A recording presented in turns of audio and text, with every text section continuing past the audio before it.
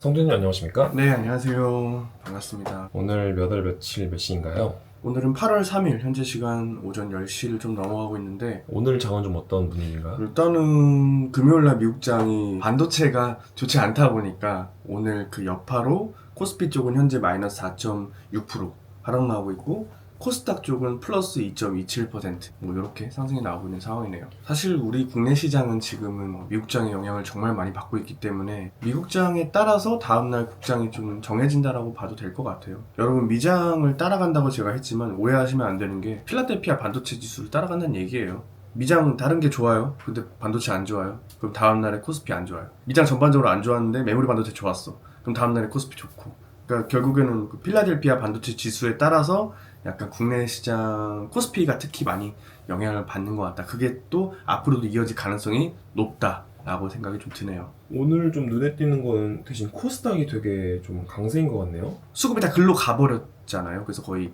사실상 빈집 그리고 호가창도 거의 말라있는 이미 삼성라이닉스보다 훨씬 더 많은 고통을 겪고 있었고, 그래서 좀 더 코스닥 쪽에 기회가 있다라고 생각을 말씀을 드렸는데, 네, 그게 조금씩 나타나고 있는 것 같아요. 이제 미니박스권을 형성해서 횡보 내지 조정 가능성을 좀 더 높게 보고요. 상승이 나온들 저는 저항이 정말 강력하게 포진되어 있다 생각을 해요. 그래서 안타깝게도 코스피는 좀 어려울 수 있다. 오늘은 좀 코스닥 안에서도 섹터가 좀 보이는 것 같은데 로봇 네. 쪽이 좀 세야 되지 않나요? 대체로 괜찮은 건 로봇 그리고 바이오 쪽도 반등을 좀 해주네요. 오늘 로봇이랑 바이오는 좀 상승하는 이유 같은 게 따로 있을까요? 로봇 같은 경우는 미국에서 중국 로봇을 안 쓴다고 뭐 그런 얘기가 있더라고요. 그러면서 이제 한국 로봇 관련주들이 좀 주목을 받았던 것 같고요. 바이오는 뭐 특이사항은 없었던 것 같아요. 워낙 많이 떨어지다 보니까 단일 종목 레버리지 ETF가 이제 예탁금이 3천만 원 이상일 때 거래가 가능하고, 그런 부분들 때문에 저는 이제 수급이 나눠지고, 실제로 지금 보면 그 레버리지 인버스 ETF 있잖아요. 그 단일 종목 그 거래 대금이 엄청나게 줄었어요. 정말 엄청 줄었거든요. 5조, 6조, 3조, 2조, 3조. 그러니까 최근에 거의 한 달 동안 여기서 거래대금 엄청 많이 털었단 말이에요. 근데 그 예탁금 3천원을 올린 지난 금요일날 갑자기 5천억? 거의 뭐 평소 대금에 엄청 빠졌죠. 그만큼 저는 이 규제가 상당히 많이 미쳤다 생각하거든요. 원래 코스닥 쪽의 매력도를 좀 앗아갔던 게 삼성전자나 하이닉스 단일 종목 레버리지 ETF들이었는데 그것들이 지금 규제를 받으니까 다시 자금이 빠져나와서 좀 코스닥 쪽으로 유입될 확률이 높아진 상황인 거잖아요. 맞습니다. 네. 왜냐면 거래 대금이 이쪽에 그냥 다 쏠렸기 때문에 코스닥 전체 거래 대금이 5조도 안 된다고 했어요, 하루에. 근데 이 단일 종목 레버리지는 하루에 10조 뭐 넘어가는 그런 상황이었으니까. 그러니까 투기의 민족인 거죠, 말 그대로. 지금 로봇주 중에서는 또 어떤 것들이 제일 좀 도드라지게 강한지. 우리나라 대표 로봇 그 보스턴 다이내믹스 그 대장이니까 사실 현대차가 가장 많이 생각이 나실 텐데, 현대차의 현재 상황을 보면은 고점 대비 조정을 얼마나 받았냐면요, 고점과 저점을 이루면 한 56%, 그리고 현재 주가 기준으로는 50% 정도 빠져있는 그런 딱 상태죠. 절반이 떨어졌네요. 지수는 지금 현재 32% 빠졌는데 현대차는 고점 대비 마이너스 50% 빠졌죠. 그래서 지수 대비 굉장히 현대차가 낙폭이 컸다. 현대모비스는 생각보다 조금 낙폭이 좀 덜하긴 했죠. 뭐 지금 현재 40%니까 지수보다는 조금 더 많이 빠지긴 했지만 그럼에도 불구하고 엄청 빠지지 않았다. 그래서 저 개인적으로는 현대차보다 현대모비스를 좀 더 좋아하기 때문에, 대형주 중에서는. 그래서 현대모비스를 좀 더 좋게 보고 있고, 최근에 또 시장이 이제 많이 빠지면서 그래도 그 와중에 강했던 게 로봇이었거든요. 그래서 레인보우 로보틱스도 상승했다가 근데 전저점 한 번 더 깨버리고 지금 반등하는 그런 모습을 보이고 있고, 그래서 로봇주들의 특징이 단기적으로 21선을 다 넘었어요.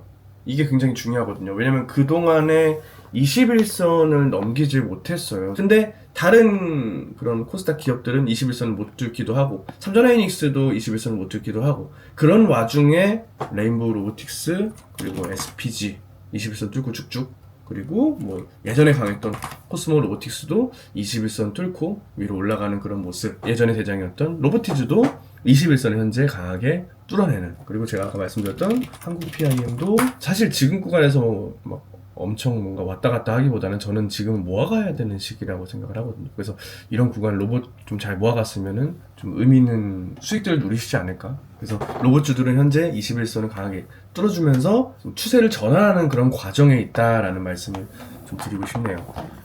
일단은 감속기가 사실 메인이니까 저는 감속기 기업들을 좀 보려고 하고, 그리고 여기서는 좀 거래대금이나 그런 걸 좀 많이 봤던 것 같아요.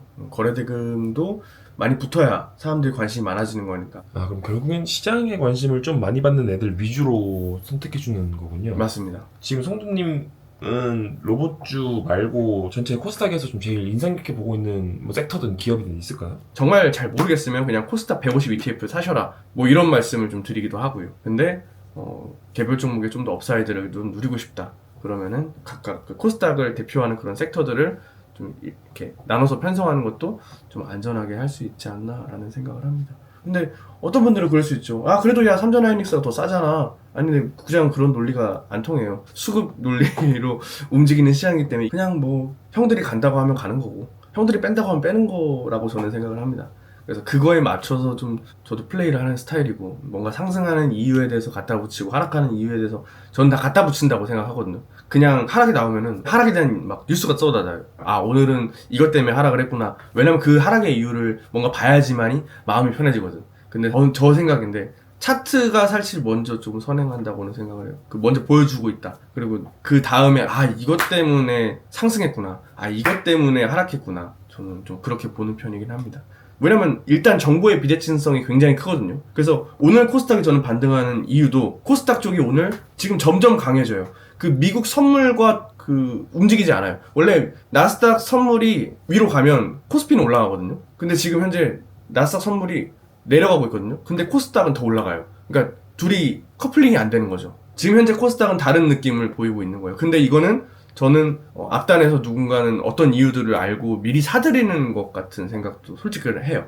그게 뭐냐고 하면은 뭐 다양한 이유가 또 있겠죠. 나중에 또 상승하고 나서 뭐 예를 들어서 정부에서 정책을 뭐 코스닥 쪽에 안정 자금을 넣겠다. 야, 코스피는 뭐 모르겠는데 코스닥은 사실 좀 너무 과하게 많이 빠졌다. 그래서 정부 쪽에서 이제 코스닥 쪽에 뭔가 긍정적인 메시지를 우리보다 정부에 앞서 있는 사람들이 먼저 퍼졌고, 그게 지금 먼저 반영되고 있는 저는 그런 상황이 아닌가? 그래서 지금 코스닥이 좀 더 코스피보다 강한 모습을 보이고 있지 않나라는 생각을 하고 있습니다. 말씀해주신 내용 들어보니까 지금 사실 8월 달에 예정되어 있는 일정 중에 그 현대차랑 현대모비스 막 인베스터데이 해서 로봇 관련된 청사진도 나올 수 있고, 맞아요. 또 RMAC라고 하는 그 이제 로봇 관련된 훈련소를 이제 현대차가 개공하려고 하는데 그것도 8월 달 예정돼 있는 일정이잖아요. 그래서 그런 것들 고려해서 지금 미리 완전 바닥권에 있었던 로봇 주식들을 누군가가 사모으기 시작하는 걸 수도 있겠다는 생각이 맞습니다. 보통 우리 또 모멘텀에 또 잘 움직이잖아요. 또 국내 시장이. 그래서 8월 중에 뭐 유니트리 그 꽤나 큰 상장이라고 하더라고요. 그게. 로봇 그 출하 대수 기준으로 전 세계 1등인 기업인 걸로 알고 아, 있고. 그 기업이 상장하기도 하고 아까 인베스터데이 말씀 주셨기도 하고 그죠? 8월 말에 8월 중에 유니트리 로봇 상장하고 그런 것들이 좀 더 내러티브적으로 모멘텀으로 작용을 해서 먼저 로봇 쪽으로 수급이 돌고 있지 않나? 이 말씀해주신 걸 듣고 나니까 좀 요즘 왜 성도님이 계속해서 미국장도 함께 보시는지도 같이 이해가 되는 것 같아요. 원래 이제 막 한국장은 돈을 얘네가 얼마 벌면 이게 싸니 많이 해갖고 계산한 대로 가져야 되는데, 그것보다는 좀 순환매적인 논리가 다시 이제 부활하려고 하니까 꾸준하게 우상향해주는 그런 섹터나 기업들을 선별하는 입장에서는 미국장이 좀 더 유효타율이 높다고 봐야 되는 거잖아요. 훨씬 좋죠. 건강하고 진짜 어떻게 보면 이런 얘기 좀 죄송하지만 진짜 투자는 미국에서 하는 게 아닌가. 국장은 사실 투기적인 성향이 좀 많긴 하죠. 막 뜨겁잖아요. 한번 뜨거워질 때 확 뜨거워지고 식을 때도 확 식고 그러다 보니까 어떻게 보면 투자라는 관점에서 봤을 때는 미국장이 좀 더 중장기적으로 워킹하기는 좀 좋진 않나라는 생각이 듭니다. 또 뭐 관련해갖고 시장이든 기업이든 아니면은 뭐 해주고 싶은 얘기 있으실까요? 그래서 마찬가지로 로봇 쪽이 지금 현재 워킹하고 있지만 다른 쪽 뭐 그동안 많이 빠졌던 2차 전지나 아니면 바이오 쪽도 현재 지금 엄청 많이 빠져있는 상태라서 로봇 끝나면은 뭐 다음번에 또 바이오 차례가 올 수도 있는 거고. 그래서 여러분들 사실 지금 이 영상 보는 이 시점에 코스닥 너무 많이 오른 거 아니에요? 하는데 코스닥 보세요 여러분. 이렇게 하지. 이거 올라왔는데 여기서 뭐 너무 많이 올라온 거 아니에요? 라고 얘기하는 것은 좀 아니죠. 코스닥 또 의미 있어요. 이게 굉장히 중요한 시점이다. 아직 21선도 안 왔단 말이에요. 그래서 아직 늦지 않았고요. 그리고 만약에 21선을 강하게 돌파하게 된다면 제 생각에는 이 800에서 여기 이 사이 저항을 소화하는 구간이 또 있을 거라 생각하고요. 여기를 소화하게 된다면 그 다음은 뭐 850, 900선까지 해가지고 사실 저는 일륜적으로 900 근처는 한번 가주진 않을까 그런 생각을 좀 해요. 그 하이닉스가 ADR 상장하고 나서 25일간은 주가에 큰 영향을 미칠 만한 이슈들을 공시 못하게끔 그 SEC 규제를 받았었잖아요. 근데 그게 종료되는 게 내일이에요. 그래서 그 종료되고 난 다음인 수요일부터는 예를 들면은 좀 더 공격적인, 예를 들면 주주하는 이야기라든지 이런 것들이 나올 수 있을 거라고 지금 기대되고 있긴 한데, 뭐 그거에 대해서 성준님의 의견이라든지. 충분히 나올 수 있다고 봅니다. 근데 뭐 어쨌든 저항력이 많기도 하고 그런 걸로 쉽게 잠재우기는 어려울 것 같다라고는 생각도 저는 하고 있고, 그래서 뭐 삼전 하이닉스를 좀 보자면 SK 하이닉스가 제가 그동안 뭐 또 우리 유튜브 영상에서도 11선에 대한 얘기를 했는데 11선 저항, 그러니까 뚫는 척 하더니 11선 저항 맞고 살짝 내려오는 그런 흐름이 됐고, 5일선이나 지금 현재 121선에 걸려있거나 하거든요. 그래서 뭐 이런 시점이 지지가 나올 수 있는 그런 시점이다. 그래서 여기 어떻게 보면 미니 박스권이 형성되지 않을까?